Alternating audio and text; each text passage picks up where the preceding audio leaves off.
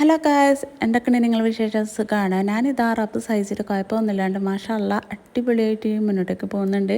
നിങ്ങളും അടിപൊളിയായിട്ട് മുന്നോട്ടേക്ക് പോകുന്നുണ്ട് എന്നൊക്കെ വിചാരിക്കുന്നുണ്ട്. എല്ലാവർക്കും ഒരു ലൈഫ് ഉണ്ടാകും. ഒരു തവണ ജനിക്കും മരിക്കുകയും ചെയ്യുന്നത്. അതിൻ്റെ ഇടയിൽ ഒരുപാട് വിഷമങ്ങളും പ്രയാസങ്ങളൊക്കെ എല്ലാവർക്കും ഉണ്ടാകും. വലുതില്ലെങ്കിൽ ചെറുതെങ്കിലും ഉണ്ടാകും. അതൊക്കെ മാറ്റി നിർത്തി വെച്ചിട്ട് എന്താ ചെയ്യേണ്ടത്? ഹാപ്പി ആയിട്ട് ജീവിക്കാൻ വേണ്ടിയിട്ട് നോക്കുക. എല്ലാവർക്കും ഇത് പറയാൻ എളുപ്പം തന്നെയാണ്, പക്ഷെ എന്നാലും കഴിയുന്നതും മുന്നോട്ട് കൊണ്ടുപോകാൻ വേണ്ടിയിട്ട് നോക്കുക. അപ്പോൾ എൻ്റെ വീഡിയോസ് പുതുതായിട്ട് ആരെങ്കിലും കാണുന്നുണ്ടെങ്കിൽ പ്ലീസ് ഒന്ന് സബ്സ്ക്രൈബ് ചെയ്തിട്ട് കാണാൻ വേണ്ടിയിട്ട് നിൽക്കണേ. കുക്കിങ്ങിൻ്റെ പണിയെല്ലാം കഴിഞ്ഞിട്ട് ഞാൻ പിന്നെ നേരെ വന്നത് ഇതാ ഈ റൂമിലേക്കാണ്. ഈ റൂമിൽ പിന്നെ മോള് വൃത്തിയാക്കുമ്പോൾ ഞാനിതാ ഒരുമിച്ചിട്ട് കൂടി കൊടുക്കുകയെന്ന്. മക്കൾക്ക് അങ്ങനെ മടുപ്പ് പിടിക്കാൻ പാടില്ലല്ലോ. നമ്മളും കൂടി ഒരുമിച്ചിട്ടുണ്ടാകുമ്പോൾ അവർക്ക് നല്ലൊരു ഉഷാറുണ്ടാക്കും. ഈ റൂം എനിക്ക് അങ്ങനെ ക്ലീൻ ആക്കേണ്ട ആവശ്യമൊന്നുമില്ല. ഇത് പിന്നെ മോൾ തന്നെയാണ് ക്ലീൻ ആക്കി ഇടാറ്. രാവിലെ 8 മണിക്ക് സ്കൂൾ പോകുമല്ലോ, അതിൻ്റെ ഉള്ളിലായിട്ട് അവൾ നല്ല അടിപൊളിയായിട്ട് ക്ലീൻ ആക്കി ഇടാറുണ്ട്. ഇന്ന് പിന്നെ മോള് പറഞ്ഞു, ഉമ്മ നമുക്കൊന്ന് ജനലൊക്കെ തുറന്ന് വെച്ചിട്ട് പൊടിയൊക്കെ തട്ടിക്കൊടനെ അവിടെയെല്ലാം ഒന്ന് ക്ലീൻ ആക്കി എടുക്കാമെന്ന് പറഞ്ഞു. ഞാൻ പിന്നെ ആ ജനലൊന്നും അങ്ങനെ തുറന്നിടാറില്ല. എനിക്ക് പേടിയാണ് പാമ്പായിട്ട് അതിന് കയറിയിട്ട് ഇങ്ങോട്ടായിട്ട് വന്നിട്ടുണ്ടെങ്കിലും എന്ന് വിചാരിച്ചിട്ട് കിടക്കാൻ പോകുമ്പോൾ ഞാൻ കട്ടിലിൻ്റെ അടി പോലും നോക്കിയിട്ടാണ് കിടക്കുക, പാമ്പായിട്ടുണ്ടോ എന്ന് വിചാരിച്ചിട്ട്. പിന്നെ അതുമല്ല, ഉമ്മ കണ്ടിട്ടുണ്ടെങ്കിൽ ഉമ്മ പറയും എന്തിനാണേ ഇങ്ങനെ തുറന്ന് വെക്കുന്നതെന്ന്. അത് മേടിച്ചിട്ട് ഞാൻ അങ്ങനെ തുറക്കാറില്ല. ഇങ്ങനെ പൊടിയൊക്കെ തട്ടാനുണ്ടെങ്കിൽ മാത്രം ഇങ്ങനെ തുറന്നിടും. സത്യം പറയാല, ക്ലീനിങ് അങ്ങനെ ചെറിയൊരു പണിയൊന്നല്ലല്ലോ, അതൊരു വലിയൊരു പണി തന്നെയാണെന്നല്ല. പിന്നെ നമ്മളെപ്പോലത്തെ വീട്ടമ്മമാർ ഡെയിലി ഇത് ചെയ്യുന്നത് കൊണ്ട് നമുക്കതങ്ങ് ശീലമായിപ്പോയല്ലേ.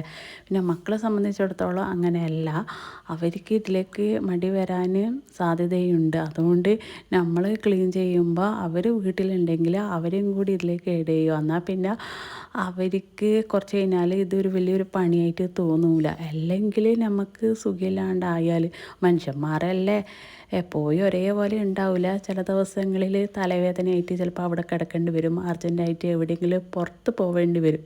അപ്പോൾ മക്കളെ ഏൽപ്പിക്കൽ മാത്രമല്ല, ചെയ്ത് ശീലമുള്ള മക്കൾ അതെന്തായാലും ചെയ്യും അല്ലേ. അതുകൊണ്ട് ചെറുതിലെ അവരെ ശീലിപ്പിക്കണം. ചില കാര്യങ്ങളെല്ലാം അവരെ കൊണ്ട് തന്നെ ചെയ്യിപ്പിക്കണം. എന്നാലേ അവർ എന്താ പറയുക, കുറച്ച് കഴിയുമ്പോൾ മടി പിടിക്കാണ്ട് എല്ലാ കാര്യങ്ങളും ഭംഗിയായിട്ട് തന്നെ ചെയ്യാൻ വേണ്ടിയിട്ട് നോക്കും.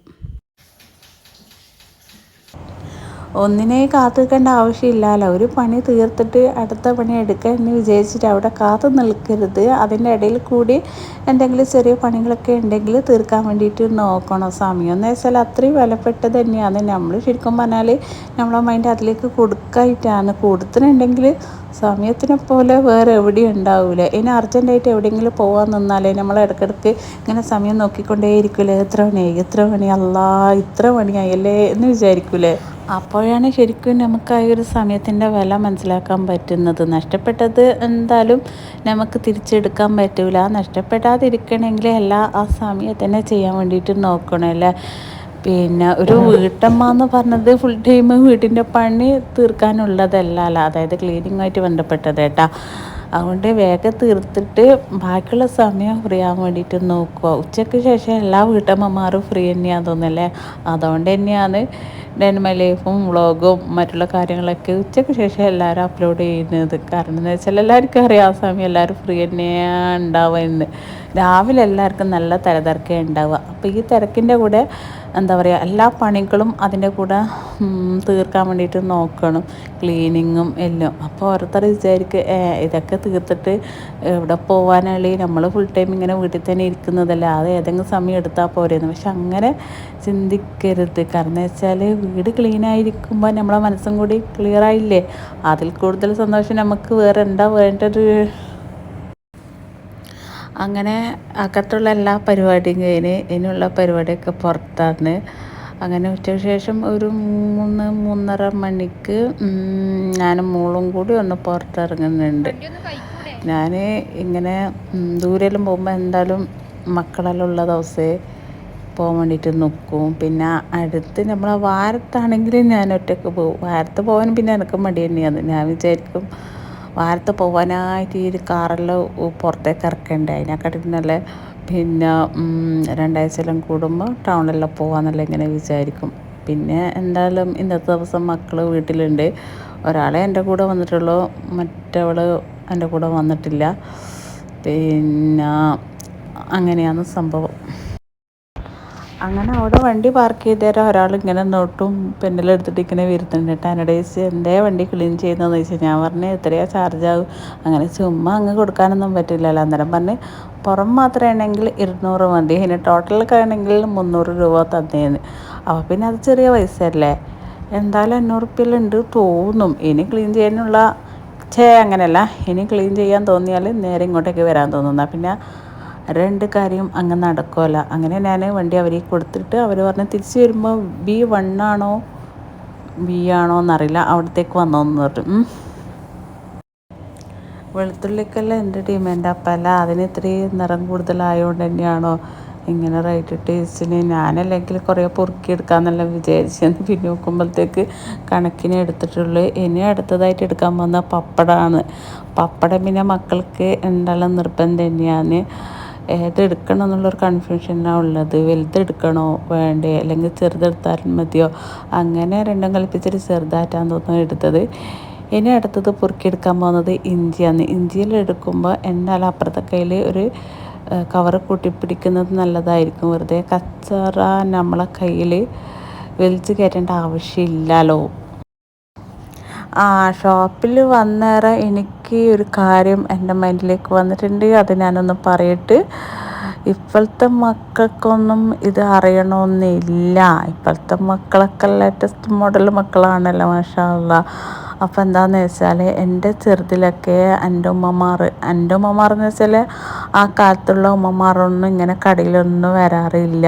അവർ കടയിൽ വരുന്നുണ്ടെങ്കിൽ തന്നെ ഇങ്ങനെ ഒളിഞ്ഞ് നിന്ന് നോക്കിയിട്ടാണ് സാധനത്തിന് പറയുക അല്ലേ. ഓർമ്മ ഉണ്ടായിരിക്കെങ്കിൽ, എനിക്ക് ഓർമ്മ ഉണ്ട് കേട്ടോ, എൻ്റെ ചെറുതിൽ എൻ്റെ ഉമ്മയിലെ കടയിൽ പോകുന്നുണ്ടെങ്കിൽ ഇങ്ങനെ മറിഞ്ഞ് നിന്നിട്ടാണ് ഓരോന്നും പറയാറ്. ഇപ്പം നേരെ തിരിച്ചല്ലേ. ഇപ്പം നമ്മളെപ്പോലത്തെ അവരെന്താ ചെയ്യുക, ഒരു പർദ്ദ ഇട്ടിട്ട് ഇങ്ങനെ ഇറങ്ങും അല്ലേ ഓരോ സാധനങ്ങൾ വാങ്ങിക്കാൻ വേണ്ടിയിട്ട്. കൂടെ മക്കളെ വേണമെങ്കിൽ കൂട്ടും, അത്ര പോലും മക്കളെ പറഞ്ഞേക്കില്ലല്ലോ. ഇപ്പം പിന്നെ ഇങ്ങനത്തെ കുറേ മാളും അതും ഇതൊക്കെ വന്നല്ല. പണ്ട് എന്ന് വെച്ചാൽ പിന്നെ ഇങ്ങനത്തെ മാളെല്ലാം ആണെങ്കിൽ ദുബായിലെല്ലാം പോകേണ്ടി വരും. ഇപ്പം പിന്നെ എല്ലാം നാട്ടിൽ തന്നെ ഉണ്ട്. അട്ടിക്ക് വെച്ചിട്ടുള്ള കേക്കല്ല, ഇങ്ങനെ എന്തോ ഒരു പാട്ടില്ല, അട്ടിക്ക് വെച്ച പാല് പൂച്ച വന്ന് തട്ടി, അങ്ങനെ എന്തോ തോന്നല്ല, എനിക്കറിയില്ല ശരിക്കും, അള്ളാഹ്ക്കറിയാം.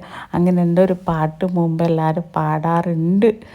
പിന്നെ നല്ല വെറൈറ്റി നല്ല കളറിലുള്ള കേക്കെല്ലാം കാണുന്നുണ്ട്. കഴിക്കാത്തവർ പോലും എന്നെപ്പോലുള്ളവരാണ് കേട്ടോ. കഴിക്കാത്തവർ പോലും ഇതിൻ്റെ ആ ഒരു ഭംഗി കണ്ടിട്ട് കഴിച്ചു പോകും. ഞാനൊക്കെ ആ ഒരു കൂട്ടത്തിലുള്ളതാണ്. കേക്കിനോടൊന്നും അത്ര വലിയ താല്പര്യമൊന്നുമില്ല, പക്ഷേ ഭംഗി കണ്ടാലും ഇങ്ങനെ എടുത്തു പോവാറുണ്ട്. നല്ല മൊഞ്ചുള്ള കേക്കൊക്കെ ഉണ്ടല്ലോ, അതേപോലെ തന്നെ പാൽപ്പേട, അതും പുതിയ പുതിയ മോഡലെല്ലാം കാണുന്നുണ്ട്.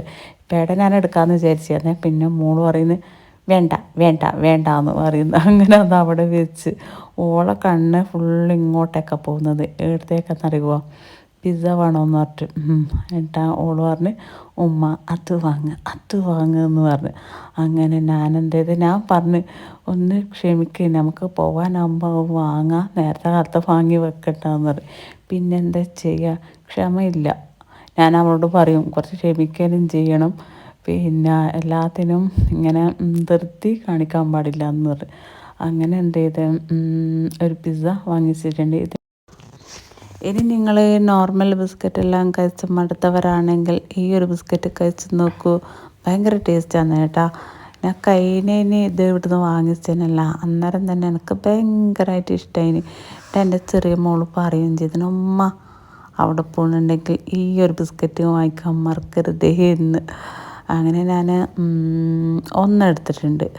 അങ്ങനെ എനിക്കൊരു മൺചട്ടി വേണമായിരുന്നു. അങ്ങനെ അതിന് പരതിയിട്ട് ഞാൻ എത്തിയതോ ഈ ഒരു മൂലയിലാണ്. അങ്ങനെ ഈ ഒരു മൂലയിൽ വന്ന് എന്താ കണ്ടുപിടിച്ചതെന്നറിയാമോ, നമ്മൾ ടീ പൗഡറൊക്കെ ഇട്ട് വെക്കുന്ന ഈ ഒരു ഗ്ലാസ് കണ്ടെയ്നറൊക്കെ ഉണ്ടേരം എനിക്കിഷ്ടപ്പെട്ടിട്ടുണ്ട്.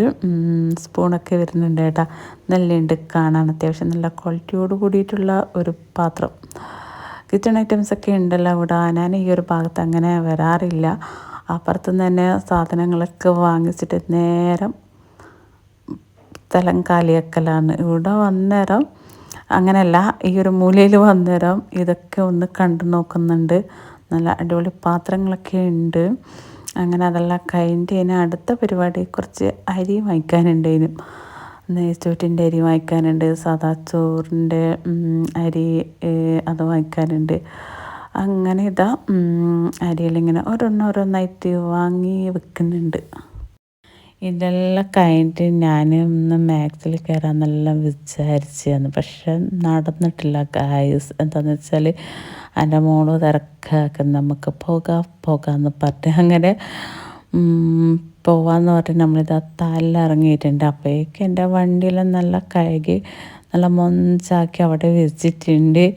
ഇനി കഴുകാൻ വേണ്ടിയിട്ട് ഇവിടെ കൊടുക്കാൻ തോന്നാത്ത നല്ലത്. അത്രയേ ഉള്ളൂ, 300 റുപ്യല്ലേ ഉള്ളൂ. പിന്നെ സത്യം പറഞ്ഞാൽ ഞാൻ കുറേ ദിവസമായി ഇത് വണ്ടിയൊന്ന് കഴുകാത്തത്. ഇത് ടയറെല്ലാം നല്ല വൃത്തിയാക്കി വെച്ചിട്ടുണ്ടല്ലോ, നല്ലുണ്ട്.